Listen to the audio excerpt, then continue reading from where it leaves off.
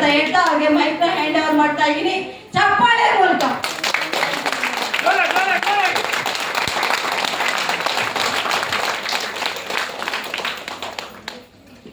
Thank you so much, Rashmi ma'am, Madhi ma'am. So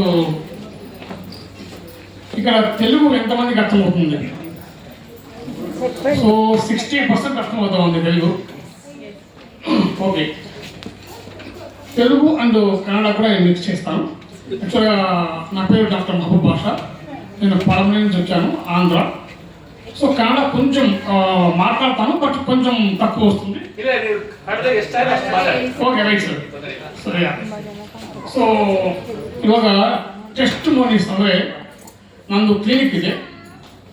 so ಅಲ್ಲಿ ಆ ಪೇಷಂಟ್ಸ್ಗಳು ಬರ್ತಾ ಇರ್ತಾರೆ. ಸೊ ಅವ್ರಿಗೆ ನಾನು ಈ ನಮ್ಮ ಮೋದಿ ಕೇರ್ ಪ್ರಾಡಕ್ಟ್ಸ್ ಏನು ಕೊಟ್ಟಿದ್ದೀನಿ, ಅವ್ರಿಗೆ ಹೆಂಗೆ ರಿಸಲ್ಟ್ ಬಂತು, ಇದು ನಾನು ಎಕ್ಸ್ಪ್ಲೇನ್ ಮಾಡ್ತೀನಿ.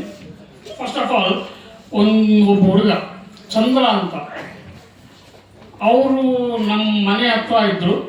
ಅವ್ರಿಗೆ 6 months ಜ್ವರ ಬರ್ತಿತ್ತು. ಅಂದರೆ ಅವರು ಅಲ್ಲಿ ಇಲ್ಲಿ ಆ ಡಾಕ್ಟರ್ ಹತ್ರ ಹೋಗ್ತಿದ್ರು, ಮತ್ತು ಅದು ಜ್ವರ ಕಡಿಮೆ ಆಗ್ತಿಲ್ಲ. ಫೈನಲಿ ಅವ್ರು ಹೈದರಾಬಾದ್ ಹೋದ್ಮೇಲೆ ಅವ್ರಿಗೆ ಗೊತ್ತಾಯಿತು ಲುಕೇಮಿಯಾ ಅಂತ, ಅಂದರೆ ಬ್ಲಡ್ ಕ್ಯಾನ್ಸರ್. ಅವರು ಹೈದರಾಬಾದ್ಗೆ ಹೋದರು. ನಾನು ಕೇಳ್ತಿದ್ದೆ, ಏನಪ್ಪ ಏನಾಗಿದೆಯಾ ಅಂದರೆ ಏನಿಲ್ಲ ಅವ್ರು ಹೇಳ್ತಿಲ್ಲ, ಅಲ್ಲೇ ಸೀಕ್ರೆಟ್ ಆಗಿರ್ತಿದ್ರು. ಓಕೆ, ಫೈನಲಿ ಬ್ಲಡ್ ಕ್ಯಾನ್ಸರ್ ಅಂತ ಗೊತ್ತಾಯಿತು.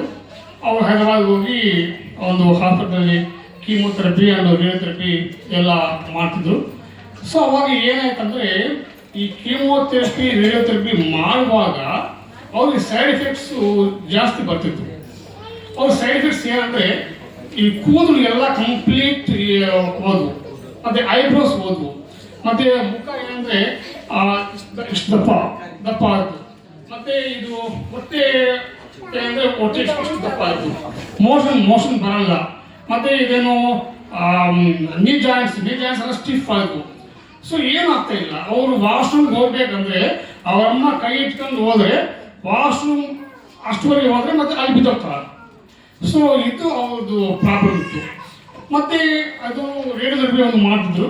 ರೇಡಿಯೋಥೆರಪಿ ಮಾಡಿದ್ರೆ ಏನಾಗ್ತಿತ್ತು ಅಂದರೆ, ರೇಡಿಯೋಥೆರಪಿ ಮಾಡೋ ಉದ್ದೇಶ ಏನಂದರೆ, ಅದು ಕ್ಯಾನ್ಸರ್ ಸೆಲ್ಸ್ನ ಡೆಡ್ ಮಾಡಬೇಕು ಅಂತ, ಕ್ಯಾನ್ಸರ್ ಸೆಲ್ಸ್ನ ಫೈರ್ ಮಾಡಬೇಕಂತ ಅದು ಇರುತ್ತೆ.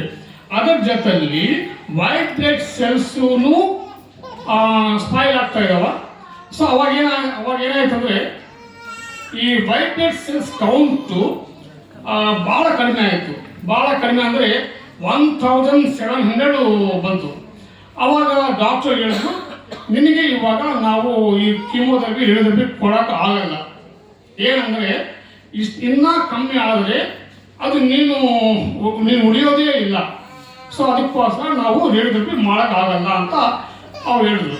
ಅವಾಗ ನನಗೆ ಆ ಹುಡುಗ ಅಲ್ಲಿದ್ದು ಫೋನ್ ಮಾಡ್ದ, ಅಂಕಲ್ ನೀವು ಹೇಳ್ತಿದ್ದೆ ನಾನು ಕೇಳಿಲ್ಲ, ಇವಾಗ ನಾನು ವೈಟ್ ಬ್ಲಡ್ ಸೆಲ್ಸ್ ಎಲ್ಲ ಕಂಪ್ಲೀಟ್ ಡೌನ್ ಆದವು, ನಾನು ಏನು ಮಾಡಬೇಕು ಅಂತ, ಡೋಂಟ್ ವರಿ ನೀನು ಬಾಪ್ಪ ಅಂತ ಹೇಳಿದ್ರು.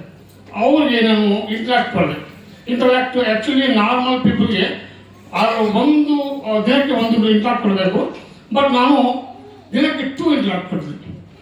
ಒಂದು 20 ದಿನ ಕೊಟ್ಟಿದ ಮೇಲೆ 1700 ಇರುವಂಥ ವೈಟ್ ಬ್ಲಡ್ ಸೆಲ್ಸು 6500 ಆಗಿದೆ.